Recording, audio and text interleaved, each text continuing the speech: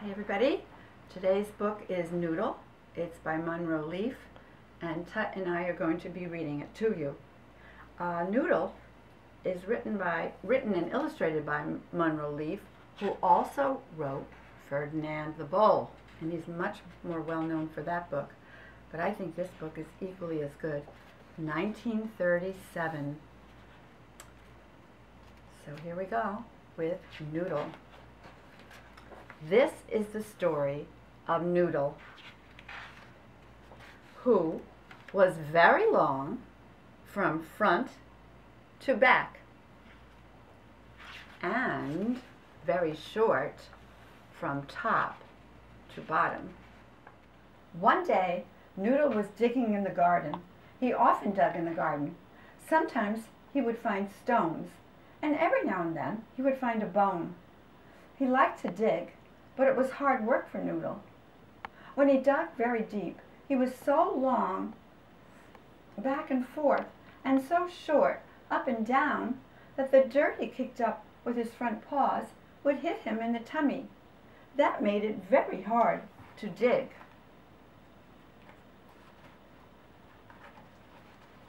I'm missing a page. There we go. This day, Noodle was digging deep into the ground because he was sure he smelled a bone. All you could see from up top was his tail. Just as he put the tip of his nose on the bone, he said out loud, "I do wish I could be some other size and shape. I could dig this bone out without so much work." There was a whir and a buzz and a flip-flap of wings up behind him.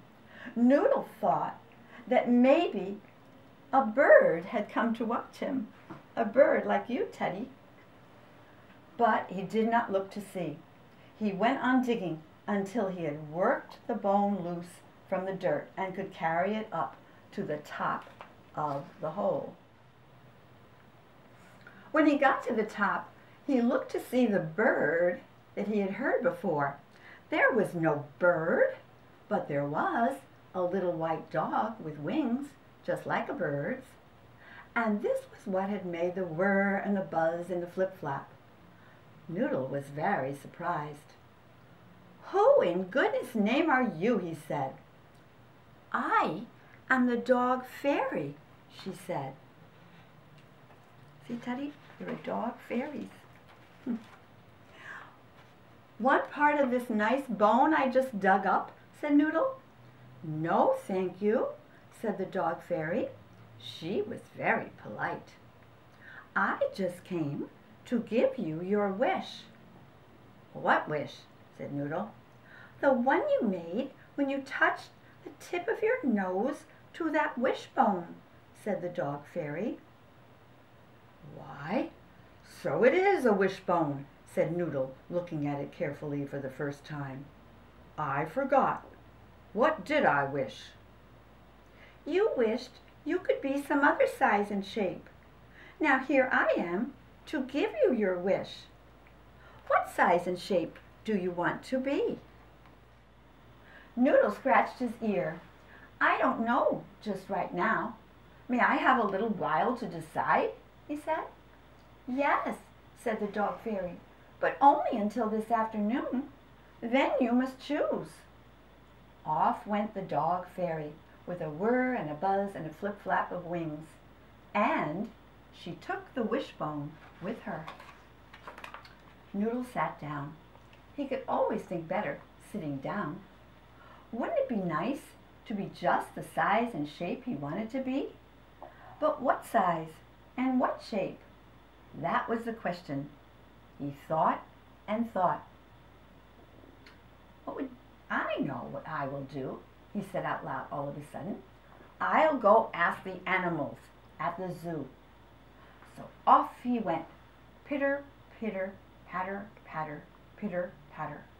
That is the sort of noise his feet made when he walked in a hurry.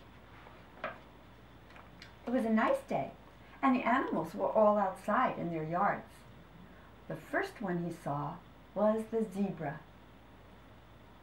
"Hello, Mr. Zebra," said Noodle. "Hello, Noodle," said Mr. Zebra. "What brings you to the zoo this fine day?" "I have a question," said Noodle. "Ask me," said the zebra. "I know a lot of answers." "What is the best size and shape to be?" said Noodle. "Oh, that is an easy one," said Mr. Zebra. "Just exactly my size and shape is the best one." "Oh," said Noodle. "Why?" "I don't know why. It just is," said Mr. Zebra. "Is it a good size for digging?" said Noodle. "I really don't know," said Mr. Zebra. "I don't dig, but it is a fine size and shape for pulling a wagon." "Oh, do you pull wagons?" "No," said Mr. Zebra, and he shook his head sort of sadly. "But I would like to." "Why don't you?" said Noodle. "Well, you see, I have these stripes on me, and people like to look at them.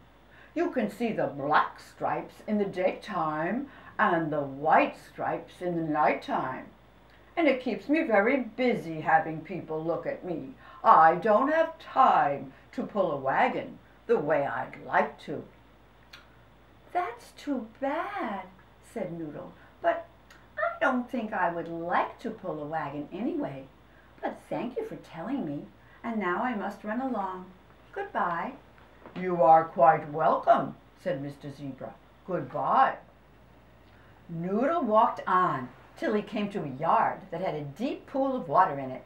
Noodle did not see anyone, but he could see some bubbles bubbling out of the water, so he just waited. By and by there was a big and up to the top came Mrs. Hippopotamus. "Hello, Mrs. Hippopotamus," said Noodle. "Hello, Noodle," said Mrs. Hippopotamus. "What brings you to the zoo this fine day?" "I have a question," said Noodle. "Ask me," said Mrs. Hippopotamus, "but you had better hurry. I'm going to the bottom again." "What is the best size and shape to be?" said Noodle. "I'll tell you when I come up," said Mrs. Hippopotamus, and she took a big breath, and down to the bottom she went. Noodle waited. Said Mrs. Hippopotamus as she came to the top. "Just exactly my size and shape is the best one." "Oh, why?" said Noodle. "I don't know. It just is." "Is it a good size for digging?"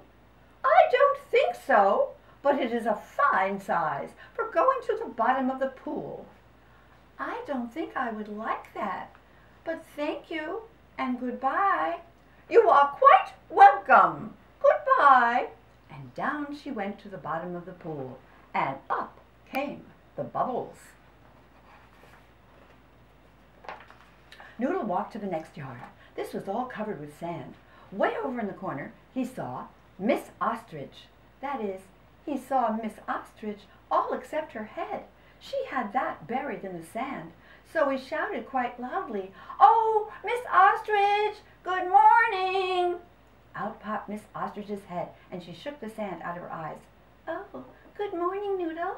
How did you know I was here? I was hiding." "Why, I saw all of you except your head." "Oh, that's funny.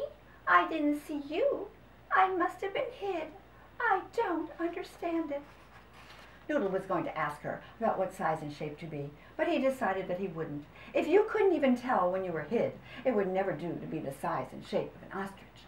So Noodle just said goodbye, and Miss Ostrich went back to hide again. It was getting late, and Noodle was hungry. He hurried to the next yard so he could ask one more animal his question before he went home to dinner. In the next yard was Mr. Giraffe. He was busy nibbling the leaves from the top of a tree that grew over his fence. "Good morning, Mr. Giraffe." "Oh, good morning, Noodle. What brings you to the zoo so near to dinner time?" "I have a very important question, and I am getting very hungry. Could you please answer me quickly?" "Why, certainly. I'll come right down."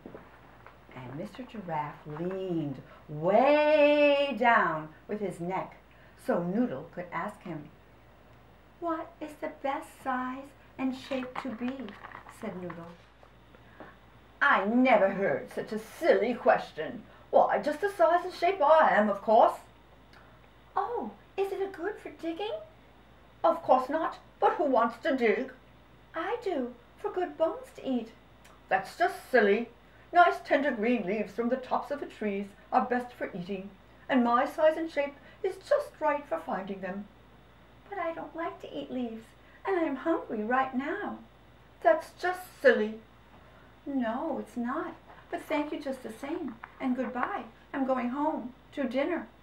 Mr. Giraffe said goodbye and stuck his neck back into the treetops. Noodle went home and had his dinner. After dinner, Noodle took a nap. He was sound asleep until he heard a whir and a buzz and a flip-flap of wings.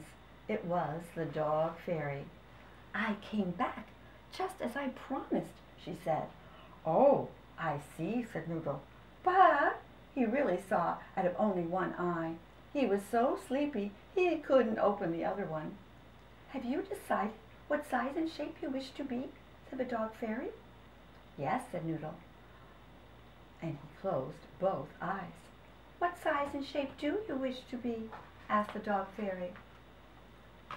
Just exactly the size and shape I am right now, said Noodle, and he went sound asleep. That is a very wise wish, said the dog fairy, and off she flew with a whir and a buzz and a flip-flop of wings. The end. And that is the end of the story. I hope Teddy enjoyed the story. I hope Robert enjoyed filming the story. I thank him for that.